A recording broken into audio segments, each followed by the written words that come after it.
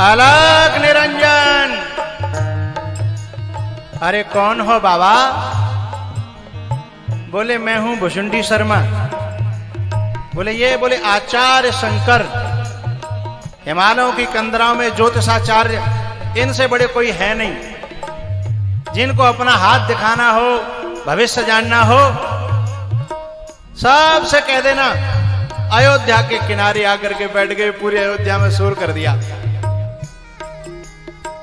लेकिन कोई आया ही नहीं। क्योंकि मार्केटिंग करने के लिए थोड़ा सा पहले प्रचार करना पड़ता है। ऐसे कहने से थोड़ी कोई आ जाएगा। अब ये दोनों गुरु और चेला, भुसुंडी शर्मा चेला और आचार्य शंकर गुरु, अयोध्या की गलियों में गोस्वामी जी अपने शब्दों में कहते हैं, काग भुसुंडी संग हम दो, मनुज रूप जाने नहीं को, मनुज रूप जाने नहीं को।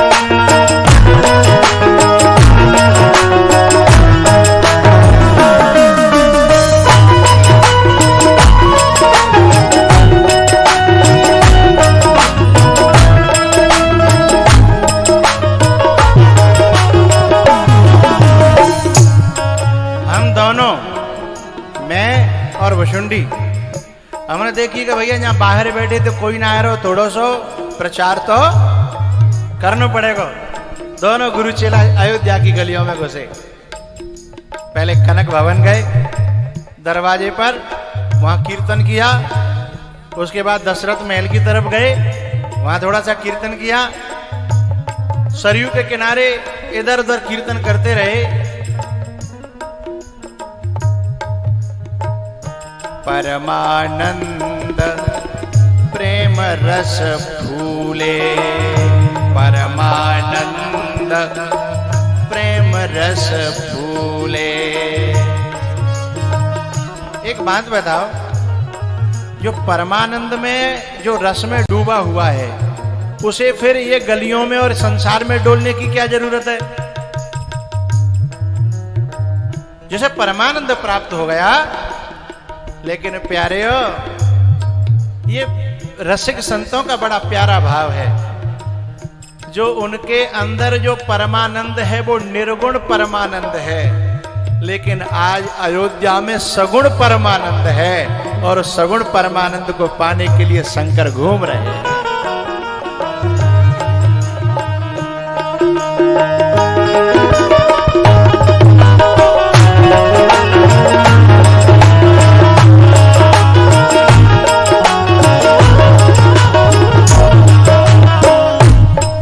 न फेराए बीथे न फेराए, मगन मन भूले।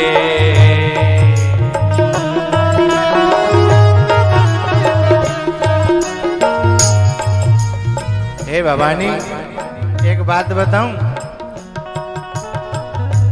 अयोध्या के आसपास कुछ सिद्ध थे,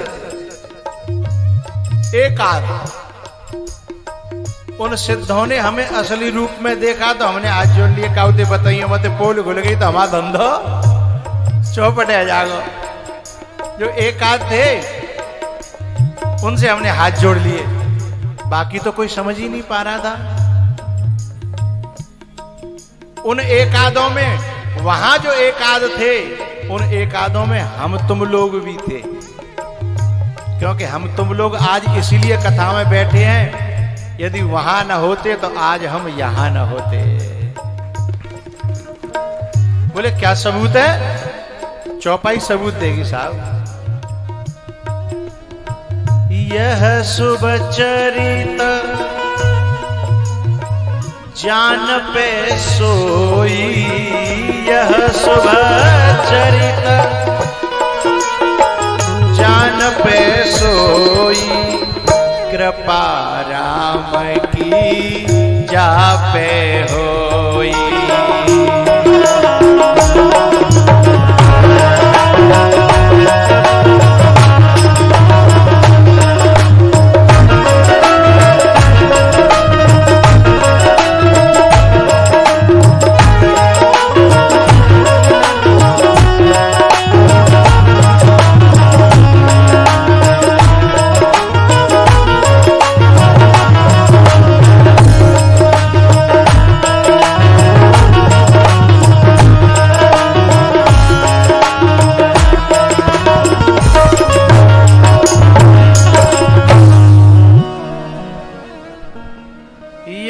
शुभ चरित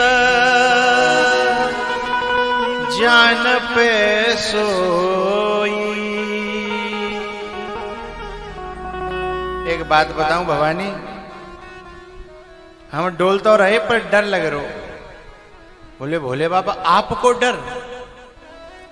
बोले जो नकली वेश में रहेगा उसे कोई न कोई डर तो, असली को डर कहां? हम वहां नकली थे। हमें जगह जगह ये लग रहा था कोई पहचान करके हमारे मंसूबों को कोई फेल न कर दे। भवानी, हमने जब प्रचार किया और चारों तरफ बात फैली और फिर लाइन लगी और हम दोनों गुरु चेला लोगों का भविष्य बताने लगे, और जो एक बार पूरा भविष्य बताए थे तो वो दशने लेके आवे। लेकिन दिक्कत ये थी कि दुनिया भर की लाइन लग रही थी, पर हम जिसके लिए गए थे, कौशल्या की दासी, और निकल रही थी। तब कागभूषण जी ढूंढ ढूंढ के ला रहे कि आओ अपना भविष्य दिखाओ फ्री में, है कोई निःशुल्क लेना देना नहीं। तो वो बूढ़ी माई को जब पूरी बात बताई ज्यों के त्यों, और बूढ़ी माई बड़ी खुश भई कि बाबा बिल्कुल सही सही बताई। बोले का दक्षिणा चाहिए? तो कागभूषण जी बोले बाबा जे भीतर में से आइए महलन में थे, का दक्षिणा लोगे?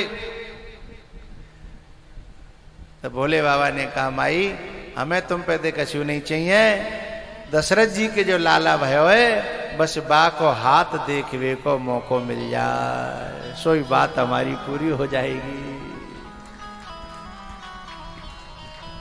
उसने कहा बाबा मैं वादा तो नहीं कर सकती, पर मैं अंदर जाकर के कहूंगी। तो वो अंदर गई, कौशल्या से बड़ी बड़ाई करी, ऐसो बाबा है, ऐसो बाबा है, सही सही बता रहे हो, बिल्कुल धरी सी बात है, और उपाय भी बता देगा कुछ, कोई अला वला ना आवे।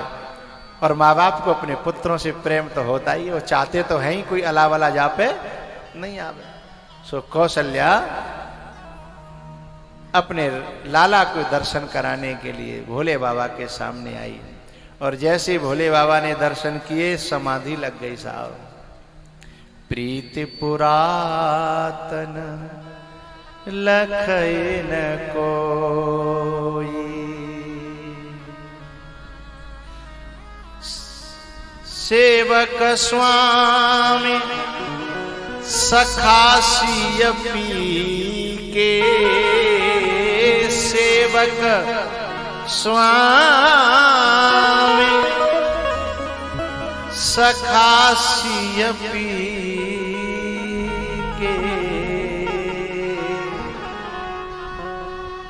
एक नहीं दो नहीं, सारे नाते जिनके परमात्मा से हैं,